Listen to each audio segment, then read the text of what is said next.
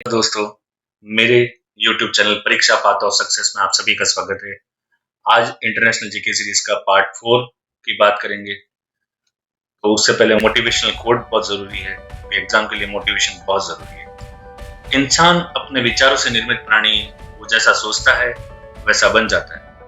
आप लोग सोचो कि ऐसा ही बन गए हो तो बन जाओ, पटवारी बन गए हो तो बन जाओ, बस अपने विचारों पर अड़िग रहो। आज के टॉपिक्स जो कवर होंगे वो है जलवायु पहल, जिसका लीड आईटी नाम दिया गया, भारत और बांग्लादेश के बीच समझौते, रूस की सत्ता में बने रहने के लिए कानून, वैश्विक लैंगिक भेद अनुपात रिपोर्ट, इबोला वायरस। बात करते हैं जलवायु पहल की। जलवायु पहल जो कि जिसका नाम लीड आईटी भी दिया गया है, जिसका मतलब है leadership group for industry transition. Leadership group for industry transition ये जारी किया जाता है विश्व आर्थिक फोरम की सहायता से। विश्व आर्थिक फोरम की सहायता से। अब इस leadership group for industry transition का मतलब क्या है? इसका मतलब यह है कि पूरे विश्व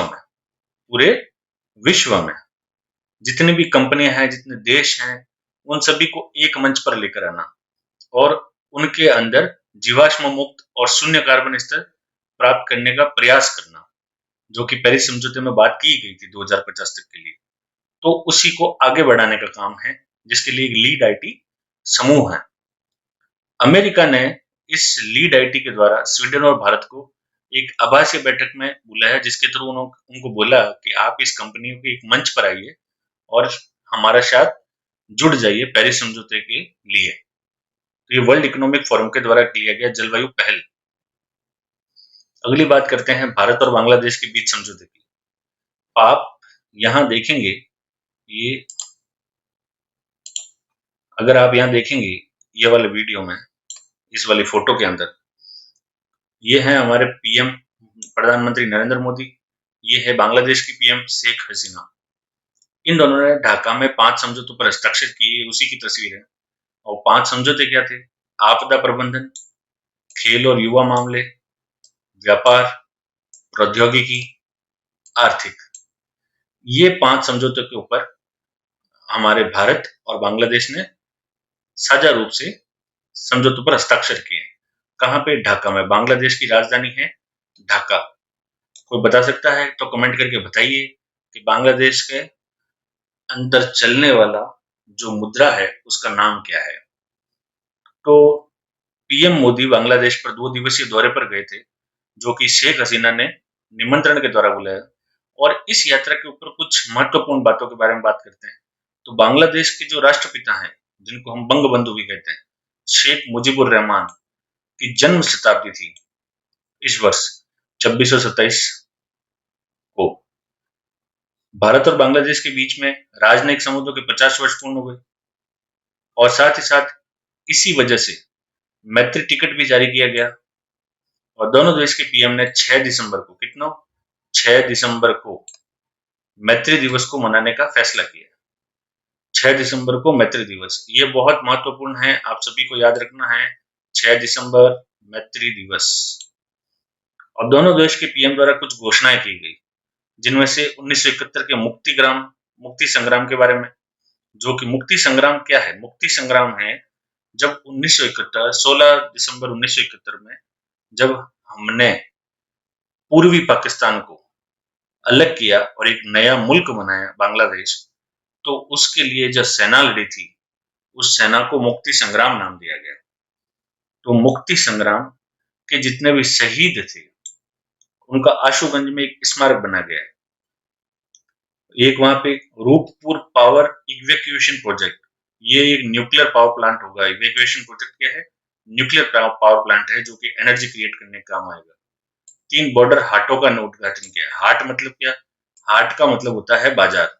तो सीमा के ऊपर 3 बाजारों का उद्घाटन किया गया। मिताली एक्सप्रेस चलाई जाएगी, जिसका उद्घाटन कर दिया गया।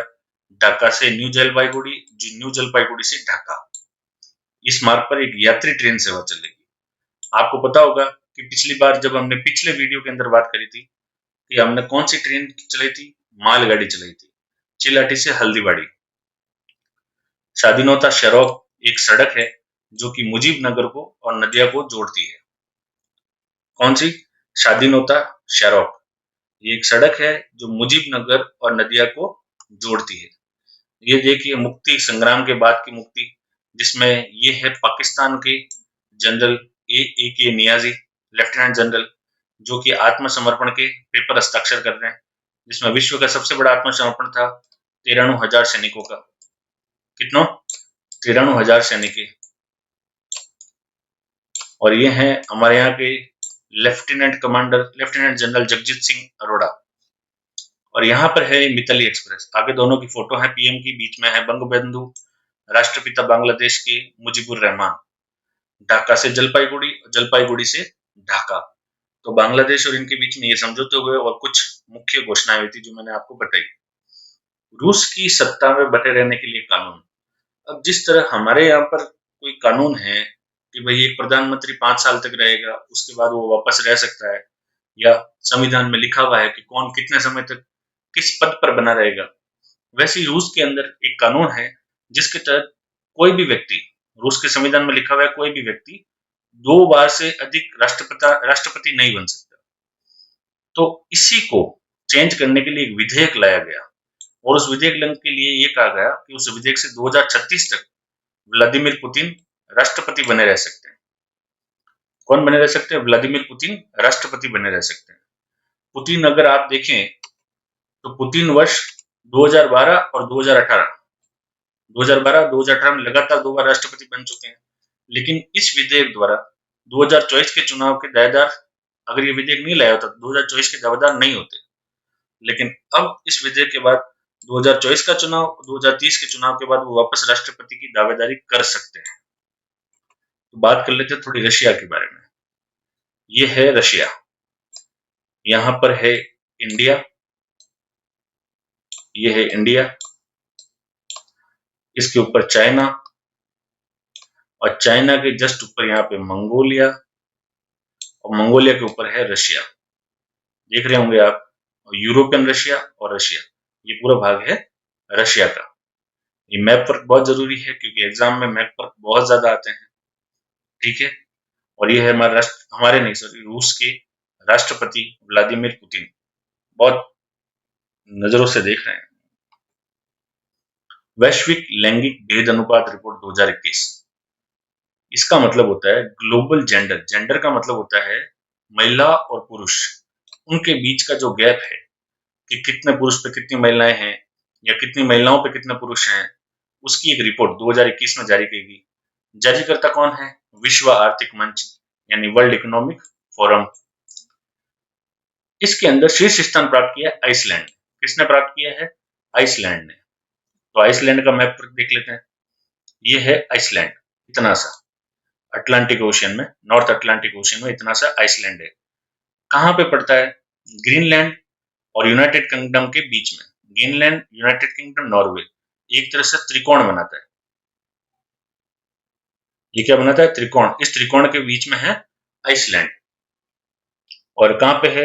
अगर सागर का पूछे तो नॉर्थ अटलांटिक सी में, ठीक है, उत्तरी अटलांटिक सागर में। आइसलैंड लगातार 12 वर्षों से इसी स्थान पर है क्योंकि यहाँ पे सबसे कम लैंगिक गैप है, जेंडर गैप सबसे कम है। 90% तक जेंडर गैप खत्म हो चुका है। भारत का स्थान इसमें कौन सा है? 140वां, यानी कि यहाँ पर गैप ज्यादा है। अंतिम स्थान मिला है अफगानिस्तान को, यानी कि और भी कम। तो 2021 की रिपोर्ट क्या कहती है? वो कहती है कि कोरोना की वजह से असमानता बढ़ी है। किसमें? गैप के अंदर असमानता बढ़ी है। और वास्तविक समानता यानी कि जो समानता हमें लानी चाहिए, यानी कि पुरुष और महिला दोनों के बीच में बराबर हो, पुरुष और महिला दोनों ही बराबर हो। अगर वो गैप हमें मेंटेन करना है, बनाए रखना है, तो वो बनाने में हमें कम से कम कितना, 1 सदी यानी 100 साल लग जाएंगे।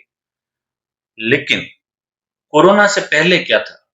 कोरोना से पहले इसको माना जा रहा था कि ये लगभग 100 साल के आसपास, कितने, 100 साल के आसपास हम वास्तविक समानता ले आएंगे। लेकिन कोरोना की वजह से ये संख्या बढ़कर हो गई 136 साल। कितनी हो गई? 136 साल। मतलब अब ये समय 136 साल लग जाएंगे जब हम वास्तविक समानता पर आएंगे। ये रिपोर्ट ये कहती है। सबसे खराब प्रदर्शन करने वाले कुछ देशों में से दक्षिण एशिया में भारत भी है। भारत दक्षिण एशिया में सबसे खराब प्रदर्शन करने वालों में से एक है। तीसरे नंबर पर है भारत। अगर मैं बात करूं तो कितना नंबर पर है? तीसरे नंबर पर। और पहले नंबर पर अगर सबसे खराब प्रदर्शन अफगानिस्तान का है। भारत की स्थिति 140वां स्थान है, जैसा कि मैंने आपको बताया। 28 अंकों की गिरावट हुई है। कितना अंकों की? 28 अंकों की, क्योंकि 2020 में इसका स्थान था 112वां। अब इसके कुछ संकेतक है, कुछ सूचक है। यह है ग्लोबल जेंडर गैप इंडेक्स या रिपोर्ट। उसमें भारत की रैंक 140 आई है। आर्थिक भागीदारी और अवसर, यानी महिलाओं की आर्थिक भागीदारी और अवसर कितना है? तो उसके अंदर हम 151, यानी कि और खराब। शिक्षा प्राप्ति में हम थोड़े से, ज्यादा नहीं, थोड़े से ठीक है कि महिलाओं को शिक्षा का अवसर दिया जा रहा है। स्वास्थ्य व उत्तरजीविता, यानी कि महिलाएं कितने जी पाती हैं, महिलाएं खुद के बल पर कितने जी पाती हैं, वहां पर भी हमारा स्थान बहुत खराब, 155वां। और राजनीतिक सशक्तिकरण, इसमें हमारा स्थान अच्छा है। थोड़ा सा इस बार फिर बिगड़ा है, लेकिन फिर भी चलो ठीक है। 51वें नंबर पर है, यानी कि महिलाओं का राजनीति के अंदर पूरी पूरी भागीदारी है। अब बात करते हैं इबोला वायरस की। तो कांगो लोकतांत्रिक गणराज्य, यानी ये देखिए, democratic Republic of Congo. Congo कहाँ है? अफ्रीका महाद्वीप में, बीच में, मिडिल में। यहाँ पे देखिए, साउथ अफ्रीका के थोड़ा सा ऊपर, यहाँ पर है साउथ अफ्रीका, यहाँ से थोड़ा सा ऊपर। ये है डेमोक्रेटिक रिपब्लिक ऑफ कांगो, जिसके एक तरफ अटलांटिक सागर और दूसरी तरफ हिंद महासागर। अब इस इबोला वायरस, ये इबोला वायरस है। ये इबोला वायरस का प्रारूप है, जो बनाया गया है माइक्रोस्कोप के द्वारा, देखा गया इलेक्ट्रॉन माइक्रोस्कोप के द्वारा। तो 12वें प्रकोप, कौन सा प्रकोप? 12वें प्रकोप, यानी बार बार इबोला वायरस अपना रूप बदलता रहता है। जैसे कोरोना वायरस अपना रूप बदल रहा है, वैसे इबोला वायरस भी अपना रूप बदलता है। तो बार बार रूप बदलता रहता है। तो इस बार जब 12वीं बार इबोला वायरस ने हमला किया, तो उसके अंत की घोषणा की है कांगो ने। कांगो में भी कहां पे? उत्तरी कीवू, यहाँ पर है कीवू, इस जगह पर, कांगो के अंदर। उत्तरी कीवू में 12 लोग संक्रमित हुए, जिनमें से 6 की मृत्यु हो गई थी। इस प्रकोप को रोकने के लिए मर्क एक कंपनी है जिसने इबोला वायरस का उपयोग किया गया था। इस प्रकोप को रोकने के लिए क्या किया? इबोला वायरस को रोकने के लिए मर्क का उपयोग किया। मर्क कंपनी की एक वैक्सीन है जिसका नाम भी मर्क है। अब ये कितना खतरनाक है इबोला वायरस, तो ये देख लेते हैं। बहुत गंभीर और जानलेवा है। 90% लोगों तक की मृत्यु हो जाती है। और इस वायरस की खोज सबसे पहले 1976 में इबोला नदी, जो कि आज क्या कहलाता है?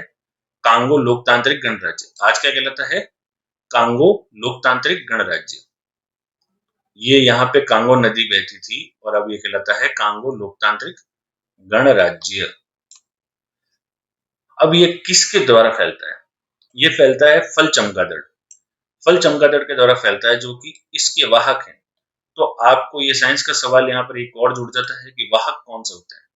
वाहक वह होते हैं जो कि वायरस को लेकर आते हैं, एक जगह से वायरस को लाते हैं और दूसरी जगह पर वायरस को छोड़ देते हैं।